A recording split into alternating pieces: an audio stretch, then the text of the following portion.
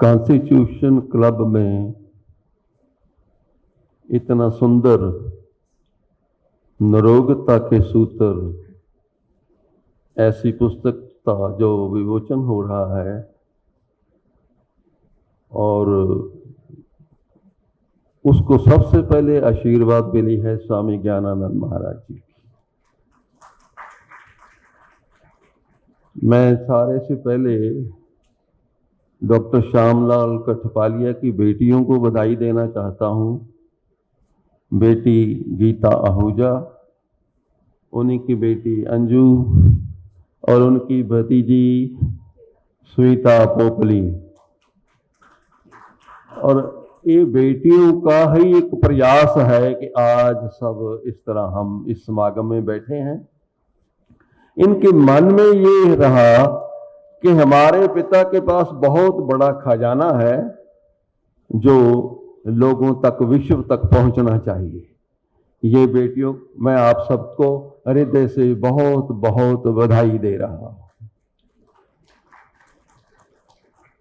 हमारे कठपालिया जी तो आपने श्यामलाल डॉक्टर की सुनी ला, उन्होंने तो सीधे ही कहा 85 वर्ष की आयु है, तो कहते हैं भी मैं पूरी तरह से स्वस्थ हूं, व्यस्त हूं और मस्त हूं। यही तो सूत्र है। पावन गुरबाणी में भी है, नानक भगता सदा विगास। ये सूत्र है सबसे बड़ा। और आपने डॉक्टर अनरेश जी को सुना अभी, बड़े प्यारे हैं, आरएसएस के बड़े सुंदर पैगामों को विश्व तक पहुंचाने का कार्य कर रहे हैं। अभी हमारे भीतर आलोक जी हैं, दिल्ली विधानसभा के उपाध्यक्ष तो रह ही चुके हैं।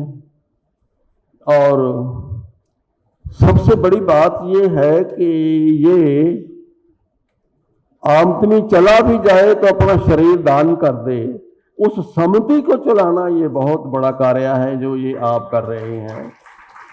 और विश्व हिंदू परिषद के अध्यक्षता तो करते ही आ रहे हैं ये, और बड़ी प्यारी सी शख्सियत है इनके लिए। अब यहां भी हमारे बीच जो तुम बैठे हो, तुम एक एक भी व्यक्ति अपनी अपनी संस्थाओं के हेड हो। मैं अभी मेरी नजर गई है हमारे मनोहर जी जेड़े के एक संस्था वीर जी की चलती है, उसी को चलाने, यानी कि सभी का नाम लेना शुरू करूं तो बहुत समय निकल जाएगा। तो सभी जो मेरे सामने वरिष्ठ बैठे हैं, इसके पीछे बहुत कृपा भी काम करती है। महापुरुष साधु सब बैठे हैं, अलग अलग संस्थाओं के लोग हैं। श्री कठपालिया जी का ये प्रयत्न सबसे निराला है और बड़ा प्रशंसनीय है। अभी डॉक्टर नरेश जी ने जो कहा था ना कि आओ गुनगुनाए सारे जहां से अच्छा हिंदुस्तान हमारा, मगर वो अच्छा हम कैसे रखेंगे, उसके लिए हमारे कठपालिया जैसे लोग चाहिए। इन्होंने क्या किया कि सूत्र निकाले गुरबाणी में से, गुरु ग्रंथ साहब से निरोगता के सूत्र निकाले, पावन गीता में से। अगर पावन गीता को भी समझो तो कई बार ऐसा होता है किसी मंच पर हम वैसे सहज कह देते हैं, किंचित गीता भी समझ आ जाए तो बात बन जाएगी।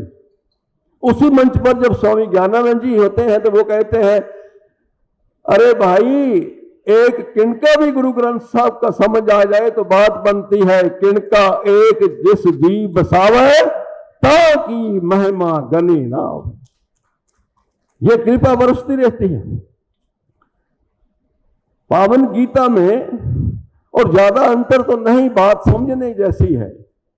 अगर भगवान श्री कृष्ण कहते हैं, एक संदेश दे रहे हैं हमारे लिए, यदा यदा धर्मस्य ग्लानिर्भवति भारत अभ्युत्थानम धर्मस्य तदात्मानं सृजाम्यहम्। इसका मतलब क्या है? यदि गिलानी में तुम चले जाओ तो तुम्हारे भीतर ही कृष्ण तत्व को प्रकट होना होगा। भारत गुलाम था अंग्रेजों का, पर जिस समय अंग्रेजों ने अपने बोर्ड पर लिखा कि dogs and Indians are not allowed, तो भगत सिंह जैसे, सुखदेव और राजगुरु और सुभाष चंद्र बोस जैसे महावीर, उनके भीतर कृष्ण तत्व पैदा हो गया और प्रकट हो गए। इस बात को पहले समझना है।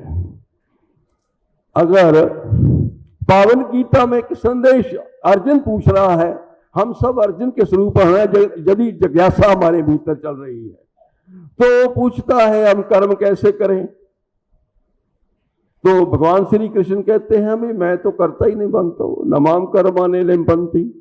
तो गुरु ग्रंथ साहब में भी ऐसा ही है, जब लग जाने मैं कुछ करता, तब लग गर्भ जौन में फिरता। यानी कि सारी पावन गुरबाणी, सारी पावन गीता सिर्फ जानने की जरूरत है कि तुम जान जाओ। इन्होंने सूत्र निकाले हैं पावन गुरबाणी में और गीता में से। गीता का ही 17वां अध्याय है, उसका 8वां श्लोक, 6ठा अध्याय है उसका 16वां और 17वां श्लोक, दूसरा अध्याय है उसका 47वां श्लोक। वो सारे लोक के सूत्र ही तो हमारे सामने आ रहे हैं।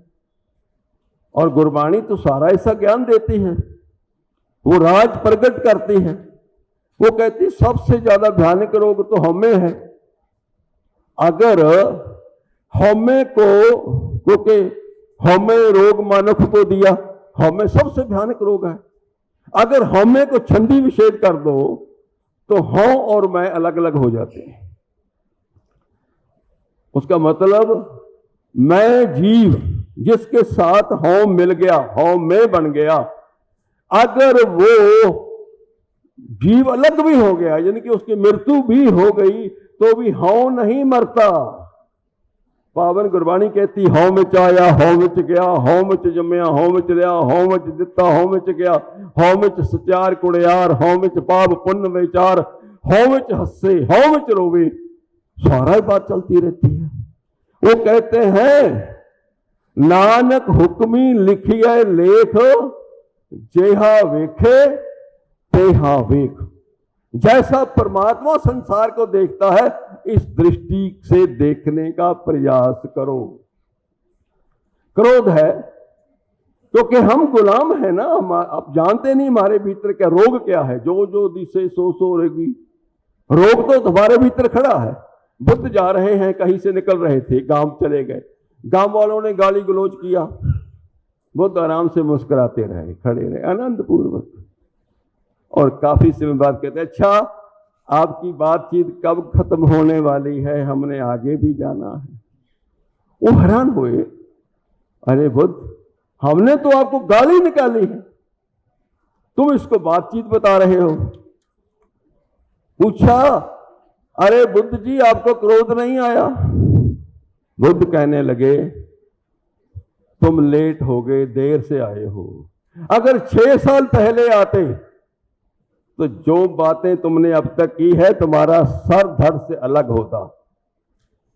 अब देर हो चुकी है, अब मैं अपना मालिक आप हूं, अब क्रोध आने का कोई रास्ता ही नहीं।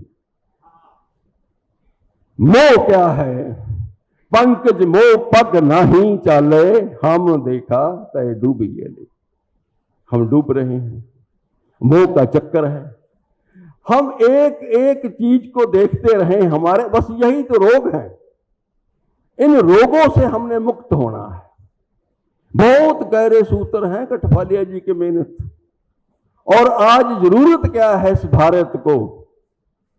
ऐसे ही महापुरुषों की जो सबको मिलाने का प्रयास करते हैं। इन्होंने पंजाबी यूनिवर्सिटी पटियाला में से तो रिलीजन की एमए की है और नेचुरल थेरेपी से इन्होंने डॉक्टर की डिग्री ली है। बहुत बड़ा, और इनकी मैं अभी बैठा रहा, इनसे बातें चलती रही, बड़ी हिम्मत है, जुर्रत है, मुस्कुराहट है, आनंद है इनके भीतर। और ऐसे महापुरुषों को पूरे भारत नहीं पूरे विश्व को जरूरत है। आज भारत तो बिल्कुल याद रखो, हम क्योंकि जब तक बात को नहीं समझेंगे तो बाहरी जो ताकतें हैं जैसे काम क्रोध लोभ मोह अहंकार हमारे ऊपर हमला करती रहेंगी, रोग उत्पन्न होते रहेंगे। रोग क्या है? हम कहते हैं विजातीय द्रव्य, विजातीय द्रव किसे कहते हैं? विजातीय द्रव यानी कि तुम्हारे भीतर जो मैल है वो जमा हो जाती है तो वो रोग बनती है। पर सत्य तो ये है कि मैल तो बड़ी बड़ी ताकतें इससे दूर नहीं बच नहीं सकी। मैला ब्रह्मा, मैला इंद्र, रब मैला, मैला है चंद, मैले ब्रह्मंडे के ईश, मैले निस बास्तर दिन 30, मैले जोगी जंगम जटा सहित, मैली काया हंस समेत। कहो कबीर ते जन परवान, निर्मल सो निर्मल ते जो रामे जान। जब तक तुम भीतर नहीं जागोगे रोगों से मुक्त होने वाले तुम नहीं हो। बहुत बड़ा प्रयास है ये। यदि तंदुरुस्त हो जाओगे, ठीक हो जाओगे, तो बुद्धि भी ठीक ढंग से काम करेगी। तुम राष्ट्र के लिए काम करोगे, विश्व के लिए काम करोगे।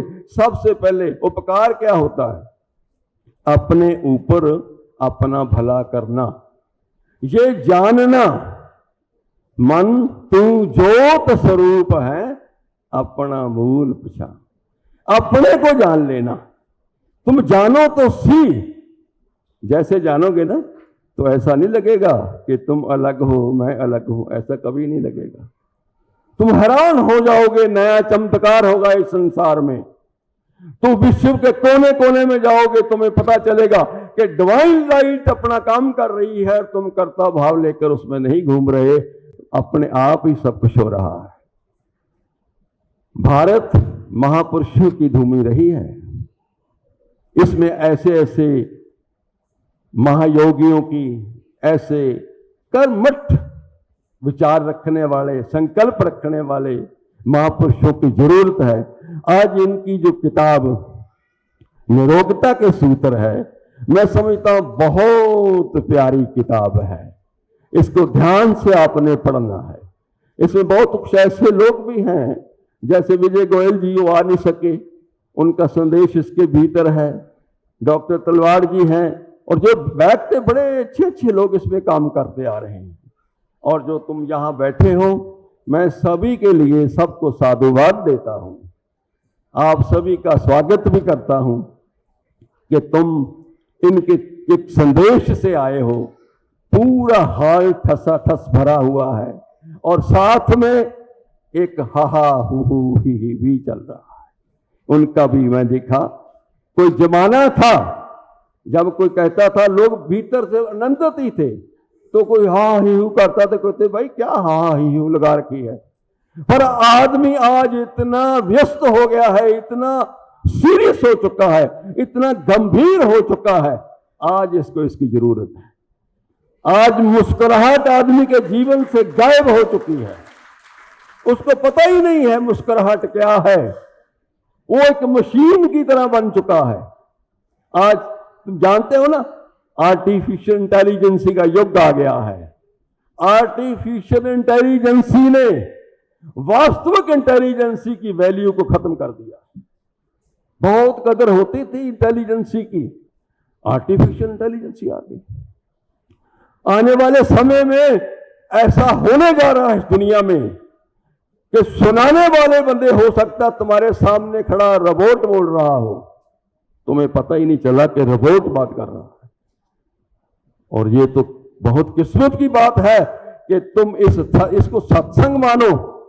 इस पुस्तक विमोचन में जहां तुम बैठे हो, जहां संतों महापुरुषों का दया है, कृपा है, मैं हृदय से आप सभी को, क्योंकि मैं जब तुमको देखता हूं ना, तुम्हारी मुस्कुराहटें, तुम्हारा यहां होना मुझे बड़ा प्रिय लगा है।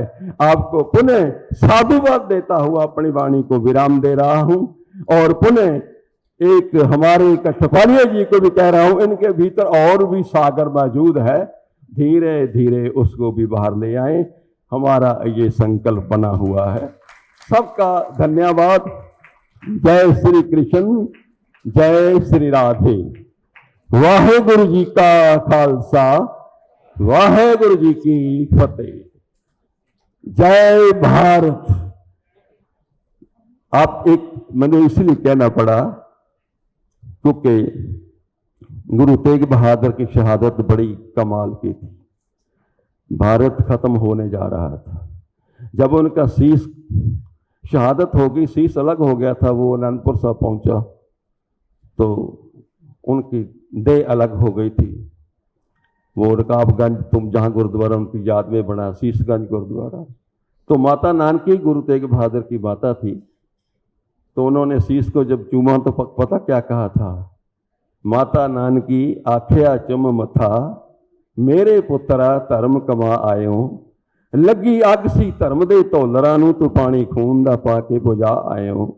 जंजू लथदे पए सी जदों नताणिਆਂ दे, तू अपनी आंदरां दा जंजू पा आयो।